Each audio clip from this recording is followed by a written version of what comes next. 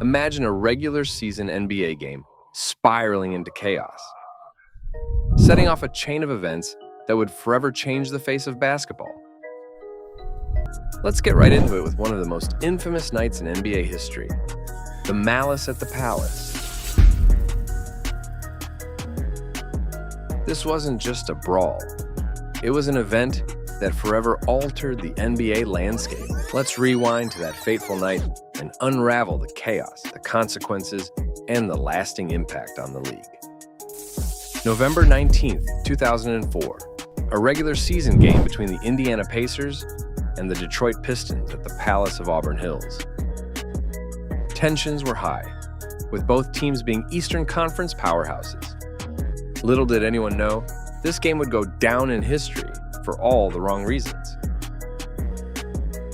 As the game neared its end, a hard foul by Ron Artest sparked a scuffle. But it was just the beginning. A fan's act of throwing a drink at Artest ignited a powder keg. What followed was unprecedented. Players and fans engaged in an all-out brawl, spilling into the stands and onto the court. The images were shocking. Fists flying, players and fans in a chaotic melee. It was a scene of utter disbelief. The game at the Palace of Auburn Hills was abruptly halted, with just under a minute left on the clock. What was once a scene of a competitive basketball game quickly turned into something no one could have anticipated. Players are going at it, the players trying to help each other out. This is very, very dangerous. The crowd, initially buzzing with the energy of the game, was suddenly struck by a wave of horror and disbelief. Here in this clip, you can see the fans' reaction. Fans were left stunned. Kids were left with tears on an overall sorry night for the NBA. This is a disgrace. Oh, what a sad scene here at the Palace. I'm just embarrassed for our league, and I'm disappointed in, being part. On the court, players and coaches were in a state of confusion. Pacers' Reggie Miller, out due to injury, was seen trying to calm the situation. The coaches, including Rick Carlisle and Larry Brown, were desperately trying to pull their players away, urging calm amidst the chaos. The media was quick to pick up on the incident. National news broadcasters replayed the footage, providing their analysis and expressing shock at the events. This incident wasn't just a sports story. It became a national headline, dominating news cycles. The Malice at the Palace wasn't just a brawl. It was a moment that shook the NBA to its core. The reactions from fans, players, coaches, and the media highlighted the gravity of what had transpired. It was a night that changed the NBA forever. NBA Commissioner David Stern took decisive action. Today, I announced the following suspensions resulting from the actions at the Indiana Pacers and Detroit Pistons game on November 19th. Ron Artest, at the center of the incident, faced the brunt of the league's discipline. Indiana's Ron Artest has been suspended for the remainder of the season. Indiana's Steven Jackson has been suspended for 30 games. Indiana's Jermaine O'Neal has been suspended for 25 games. A penalty later reduced to 15 games following an appeal. These suspensions sent a clear message from the NBA's front office. Violence and misconduct would not be tolerated. The severity of these punishments sparked a wide range of reactions. Some players and analysts argued that the penalties were too harsh, potentially career-damaging. To blame the players as opposed to themselves. Be sensitive and mindful to that when you're passing judgment and making decisions about these players and their involvement in this whole situation. Steve, it's been called embarrassing. It's been called ridiculous. We've thrown out the word cowardice. I use the word punk to describe some of the fans. But one thing is for certain, it's historic. This is going to change the climate of the NBA. It absolutely. The suspensions carried significant financial implications for the players involved. Ron Artest lost approximately $5 million in salary, a substantial hit to his earnings.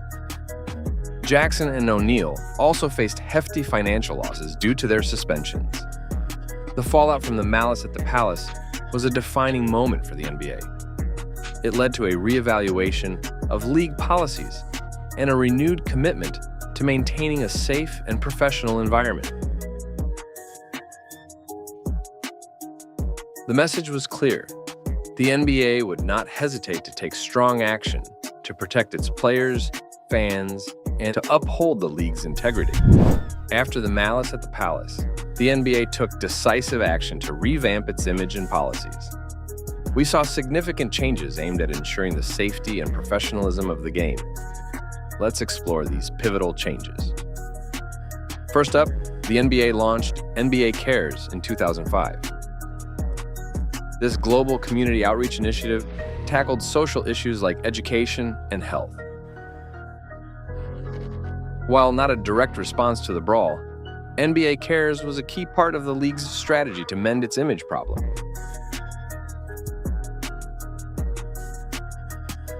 The league didn't stop there. It beefed up arena security, hiring experienced personnel, including former police and Secret Service agents. One notable change was the hiring of a former FBI agent, John Gray, to lead the Indiana Pacers team's security in 2007. Gray was one of the 3 agents responsible for apprehending Ted Kaczynski, the infamous Unabomber.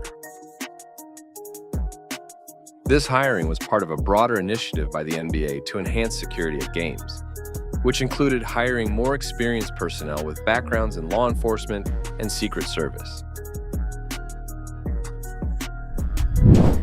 Alcohol sales in arenas were also scrutinized. The NBA revised guidelines restricted the size, 24 ounces, and number 2 of alcoholic beverages sold per individual customer. Additionally, the sale of alcohol was banned during the 4th quarter of games. Fans weren't left out. The NBA introduced a 9-point code of conduct, prominently displayed in arenas and announced before games. This was a clear message to improve fan behavior. Players saw changes too.